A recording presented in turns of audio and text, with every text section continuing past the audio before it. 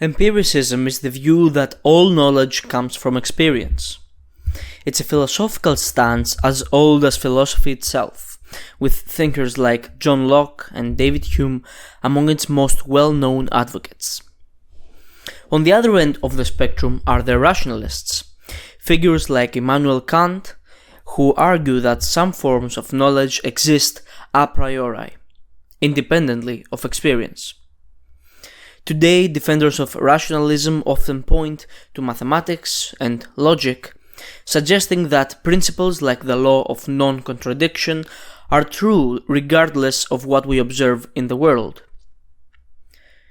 But what if even logic, our most sacred form of certainty, comes from experience too? In this video, I'll argue that so-called a priori truths are derived from empirical observation just like everything else. I am going to argue for a form of radical empiricism. So first of all, let me try to build a typical argument in favor of rationalism. The events of the outside world appear to be contingent. After all, you would have no reason to believe that the sun, for example, exists if you were born and raised in an underground cave. So things like the existence of the sun can only be known under certain environmental conditions.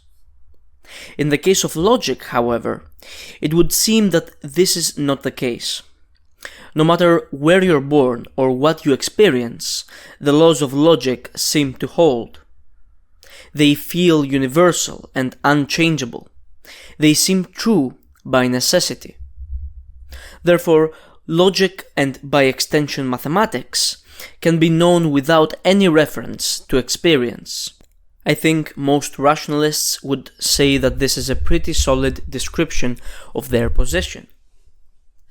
My contention with rationalism is not that it fails to describe the way we come to intuitively grasp things like logic or math, but that it fundamentally misunderstands what it is to be a human being. The rationalists' picture of the human being completely disregards the effect of time and change. It is as if the human being comes with a set essence that is somehow not molded by millions of years of interaction with the external world. You see, our cognitive faculties don't come out of nowhere. We are evolved creatures, just like every other animal.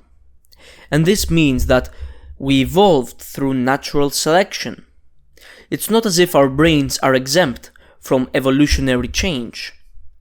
And if we are to believe that our cognitive faculties reside in the brain, then it must be the case that these faculties evolved as well.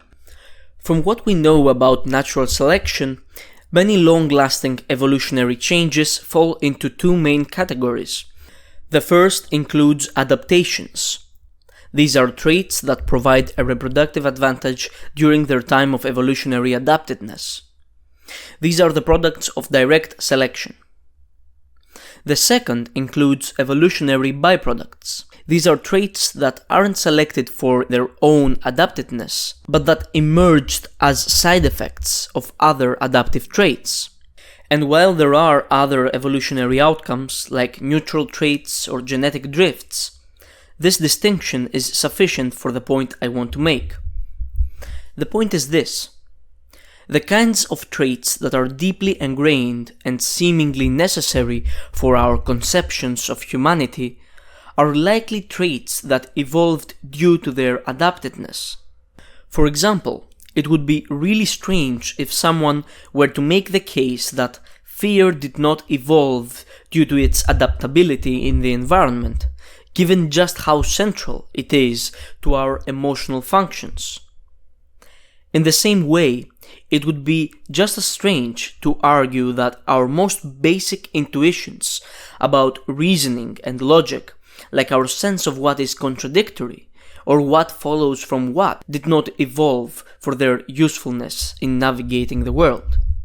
It would be just as implausible to say that the eye did not evolve in order to be adaptive to the environment, as it would be to say that our conceptions of logical reasoning or at least our intuitions at the bottom of our logical reasoning, did not evolve in order to be adaptive to the environment. In other words, I'm not denying that we have instinctual and intuitive understandings of certain things, or that these intuitive understandings lead us to knowledge. What I'm saying is that these intuitions that are hardwired into our thinking are there because they are responsive, or were responsive, to the environment and not the other way around. This would mean that, fundamentally, it is experience that shapes not only what we come in contact with, but even the architecture of our thought before any such contact. And thus, in some sense, my stance stems from an understanding of the human being as a historical object in time. It may be the case that in the present some forms of knowledge appear to come without experience, but in reality this appearance is merely an illusion of time. It is the millions of years of previous experiences that shape those seemingly abstract aspects of knowledge. And when you think about it using simple examples, this explanation seems not only scientifically informed, but also very plausible. For example, if you want to explain the law of non-contradiction to someone, the easiest way to make them understand it is by imagining actual objects in the real world. You know from experience that nothing can be the case while also not being the case, because you've never seen an apple or a person that is simultaneously not an apple or not a person. In fact, this realization is so blatantly obvious and common in our everyday experience that even considering it as a non-universal or non-necessary thing seems ridiculous.